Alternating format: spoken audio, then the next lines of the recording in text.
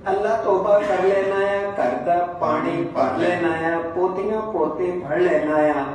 उन्हां नूं मैं सौण दा कहना थक उन्हां नूं मैं सौण दा कहना थक टुट के लम्मा पैना, उंज मैं घर विच वेला रहना। पढ़ के जदों नमाज ले आना, पोतियां पोते उंगली लाना, खेडण विच ग्राउंडे ले जाना, खेड खेड के थक जाते ने। फिर वो मैनू ये कहते ने, बाबा जी हुण घर नूं जाइए, घर चल के रोटी खाइए। भुख लग जाते चढ़ने पौं।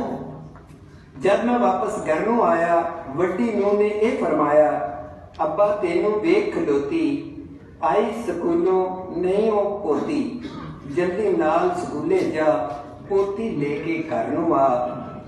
लेके पोती घर में आया, मां ने गल चों बस्ता लाया, चुमिया चटिया सीने लाया। बर्गर ओदे हाथ पढ़ाया, ते मैनू किसी ने कहा नहीं पाया।